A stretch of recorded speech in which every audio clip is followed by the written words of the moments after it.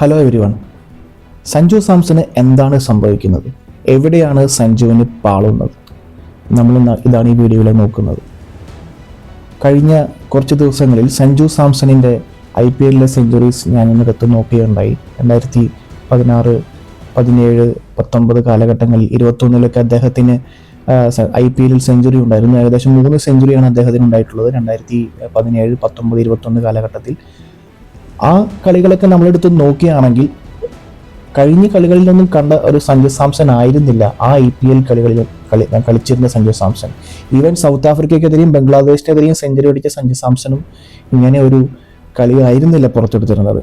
നമ്മൾ പിന്നിലോട്ട് പിന്തിരിഞ്ഞ് നോക്കുകയാണെങ്കിൽ ഈ കഴിഞ്ഞ കളികളിലെല്ലാം, ഈ IPL കളികളിലെല്ലാം സഞ്ജുവിൻ്റെ മുഖത്ത് ഇപ്പോൾ കാണുന്ന രീതിയിലോ ടെൻഷനോ ഒരു പരിഭ്രമമോ ഒന്നും തന്നെ, ഒരു സ്ട്രെസ്സോ ഒട്ടും ഫീൽ ചെയ്തിരുന്നില്ല. കൂടാതെ തന്നെ കഴിഞ്ഞ കളികളിൽ നമ്മൾ 5 സീരീസ് നടന്ന ന്യൂസിലാൻഡിനെതിരെ സീരീസിൽ നമ്മൾ കണ്ടതാണ് അദ്ദേഹത്തിൻ്റെ ഭാഗത്ത് നിന്ന് ഒരു തരത്തിലുള്ള ഫുട്ട് മൂവ്മെൻറ്റും കാര്യമായിട്ട് പ്രകടമായിരുന്നില്ല. അതുപോലെ തന്നെ ബാക്ക് ഫുട്ടിലേക്ക് ഇറങ്ങി സ്റ്റെമ്പിൻ്റെ അടുത്ത് വരെ ഇറങ്ങിയിട്ടാണ് അദ്ദേഹം പല കളികളും കളിച്ചിരുന്നത്.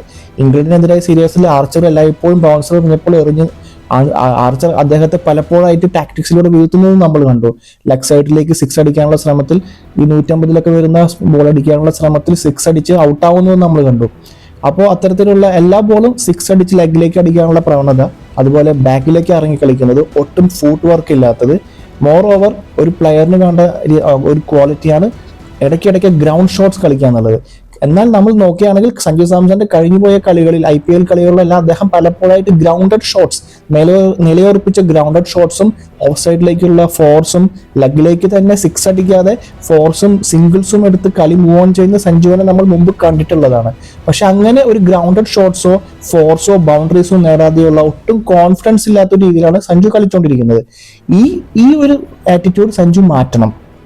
കൂടാതെ തന്നെ നോർത്ത് ഇന്ത്യയിലൊക്കെ ക്രിക്കറ്റ് കളിച്ചിട്ടുള്ള ആൾക്കാർക്ക്, അല്ലെങ്കിൽ ഉത്തരേന്ത്യയിലൊക്കെ വന്നിട്ടുള്ള ആളുകൾക്ക് അറിയാം, ഇവിടുത്തെ ആളുകളുടെ ഒരു രീതി എന്ന് പറഞ്ഞാൽ തന്നെ കോൺഫിഡൻസ് ആണ്. അതാണ് അവരുടെ ഒരു സ്മാർട്ട്നെസ്. പക്ഷെ സഞ്ജു ഇന്ത്യൻ ടീമിലേക്ക് വരുമ്പോൾ പേടിച്ച ഒരു ഫേസുമായിട്ടാണ് വരുന്നത്. അത്രയും കോൺഫിഡൻസ് നിലനിർത്തുന്ന ഒരു ആളുകളുടെ ഇടയിലേക്ക് വരുമ്പോൾ തന്നെ നമ്മുടെ ആറ്റിറ്റ്യൂഡ് ഒന്നും അല്ലാണ്ടായി പോകും. അതുകൊണ്ട് സഞ്ജു കോൺഫിഡൻസ് വീണ്ടെടുക്കുക, ബ്രീത്തിങ് ഒക്കെ കറക്റ്റ് ചെയ്യുക, നല്ല ഗ്രൗണ്ടഡ് ഷോട്ട്സ് കളിക്കുക, ബൗണ്ടറീസ് നേടുക. ഒരു ക്ലാസ് പ്ലെയർ തന്നെയായിരുന്നു സഞ്ജു. ഇപ്പം എന്താണ് സംഭവിച്ചതെന്ന് മനസ്സിലാവുന്നില്ല. സോ ക്ലാസ് കളിയിലൂടെ, ഗ്രൗണ്ടഡ് ഷോട്ട്സിലൂടെ ബൗണ്ടറി കണ്ടെത്തി ഇടയ്ക്കിടയ്ക്ക് 6 അടിച്ച് then he can move on. കുറച്ച് ഓവേഴ്സൊക്കെ പിടിച്ചു നിന്ന് കഴിഞ്ഞാൽ he can become a big hitter. അതുകൊണ്ട് നമ്മൾ ഞാൻ പറയുകയാണെങ്കിൽ സഞ്ജുവിൻ്റെ മുമ്പത്തെ IPL മത്സരങ്ങളും കളികളൊക്കെ കണ്ട് ഒന്നുകൂടി കോൺഫിഡൻസ് വീണ്ടെടുത്ത് സ്ട്രോങ് ആയിട്ട് തിരിച്ചു വരണം. ഫോം എല്ലാവർക്കും നഷ്ടപ്പെടുന്നതാണ് ഇടയ്ക്കിടയ്ക്ക്. പക്ഷെ അതിൽ നിന്നൊക്കെ ഓവർകം ചെയ്യുക, കോൺഫിഡൻസ് നിലനിർത്തുക, മോർ ഓവർ കൺസിസ്റ്റൻസി നിലനിർത്തുക. ഇത്രയും കോമ്പറ്റേറ്റീവ് ആയിട്ടുള്ള 11 പേരെ കണ്ടെത്തുന്ന ഒരു ഇന്ത്യൻ ടീമിലേക്ക് വരണമെങ്കിൽ കൺസിസ്റ്റൻസി ഇമ്പോർട്ടൻ്റ് ആണ്. ഒരു ക്വാളിറ്റി പ്ലേയിങ് അല്ലെങ്കിൽ ഒരു മാച്ച് വിന്നിങ് പെർഫോമൻസ് അദ്ദേഹത്തിൻ്റെ ഭാഗത്തു നിന്ന് ഉണ്ടായേ പറ്റൂ. കുറച്ചൊക്കെ നമ്മൾ കളികളിൽ സെൽഫിഷ് ആവണം. എന്നാൽ മാത്രമേ നമുക്ക് കൺസിസ്റ്റൻസി അതിൻ്റെ ഭാഗമായിട്ട് വരൂ.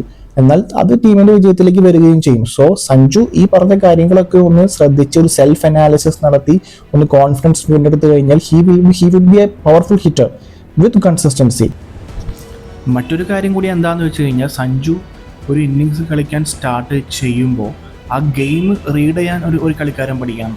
അതായത് ബോൾ എറിയുന്നതിന് മുമ്പ് തന്നെ കയറി ആക്രമിക്കുന്നതിന് പകരം ആ ബോൾ റീഡ് ചെയ്ത് ബോളിനനുസരിച്ച് കളിക്കുക എന്നുള്ള ബേസിക്സും കൂടി സഞ്ജു ഒന്ന് പൊടി തട്ടിയെടുക്കണം. അതുപോലെ തന്നെ ഒരു വശത്ത് ഇപ്പോൾ ഫസ്റ്റ് ഇന്നിങ്സ് ആണെങ്കിൽ അഭിഷേക് ശർമ്മയ്ക്ക് ആദ്യം സ്ട്രൈക്ക് ചെയ്യിപ്പിച്ച് അഭിഷേക് ശർമ്മ ഒരു വശത്ത് അടിച്ച് കളിക്കും. അപ്പോൾ സഞ്ജുവിൻ്റെതായ രീതിയിൽ അഭിഷേക് ശർമ്മയായിട്ട് കമ്പയർ ചെയ്യാതെ സ്വന്തം ശൈലിയിൽ കളിക്കാൻ ശീലിക്കുക. ഇനി സെക്കൻഡ് ഇന്നിങ്സിലേക്കാണെങ്കിൽ ഒരു റൺ ചേസിങ് ആണെങ്കിൽ അതിനനുസരിച്ച് ഒരു ആങ്കറിങ് റോളിങ്ങിലേക്ക് ആ കളിയെ അനാലിസിസ് ചെയ്ത് ടീമിന് എന്താണ് ആവശ്യം അതിനനുസരിച്ച് നമ്മളൊരു സ്റ്റഡി ചെയ്ത് അതിനനുസരിച്ചിട്ടുള്ള ഒരു ആങ്കറിങ്, ഒരു കൺസിസ്റ്റൻസ് ആയിട്ടുള്ള ഒരു കളിയാണ് സഞ്ജു കാഴ്ചവെക്കേണ്ടത്. സോ ഇത്രയേ എനിക്ക് പറയാനുള്ളൂ. സോ സഞ്ജുവിൻ്റെ മുമ്പത്തെ പെർഫോമൻസൊക്കെ കണ്ട് കോൺഫിഡൻസ് വീണ്ടെടുക്കുക, അത്രയേ എനിക്ക് പറയാനുള്ളൂ. So Sanju will be back. I am also waiting for that come back. Till then bye. മറ്റൊരു വീഡിയോയുമായി വീണ്ടും കാണാം.